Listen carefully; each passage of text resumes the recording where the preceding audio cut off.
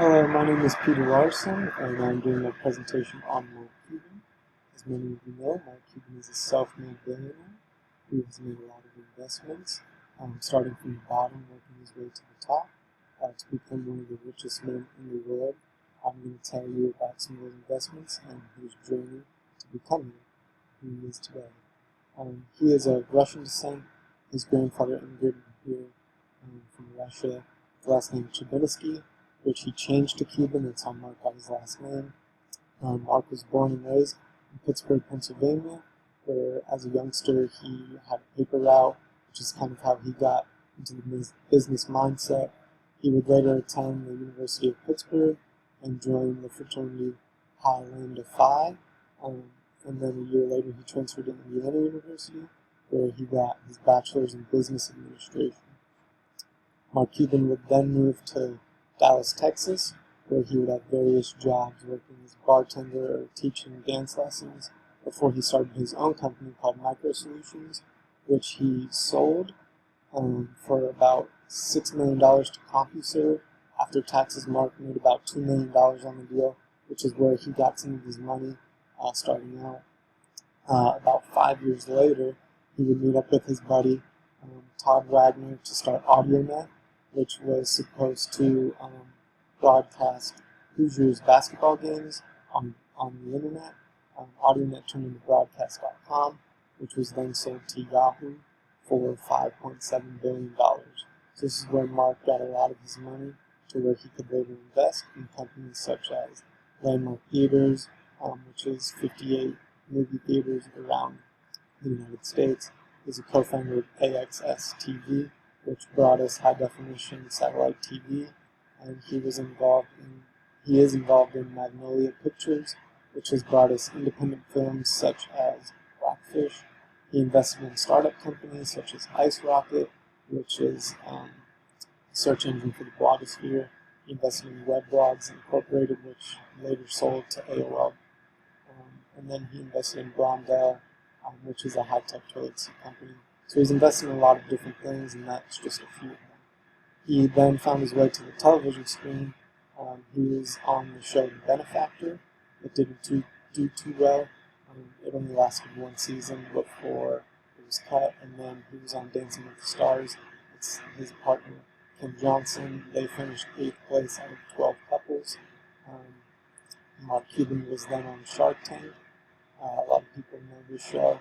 He's been a shark or an investor on the show since the 3rd season, 2012. He's made a lot of investments. He's invested about $20 million in various products and companies on the show. 3 of his biggest companies that he's invested in at least $1 million in each of these is Rugged Maniac Obstacle Race, Beatbox Beverages, and 1031 Productions.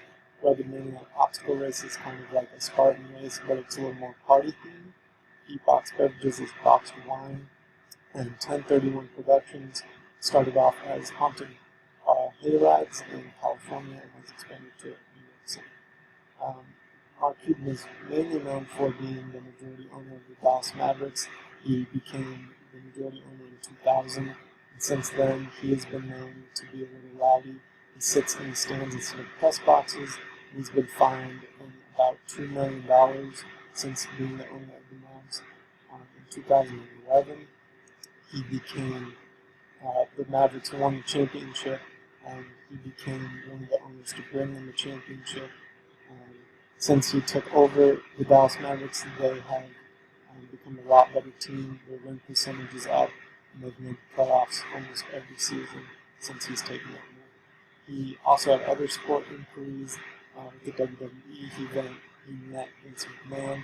He wanted to start a company to compete against the UFC. That didn't happen, but he became bondholder of Zuffa, which is the UFC's parent company. He also got involved with MIT's Sloan Sports Analytics Conference. He's been a panelist in that conference since about 2009. He donated $5 million to the United Football League, the UFL, and he's the owner of the Professional Futsal League, which is set to debut in the United States in 2017. He has also inquired about buying many other sports teams across the United States. Of course, his hometown teams, the MLB's Pittsburgh Pirates and the NHL's Pittsburgh Penguins. He also has inquired about the MLB's Chicago Cubs, LA Dodgers, and Texas Rangers. None of those deals ever went through, but I'm sure he will find his way to own the sports team eventually.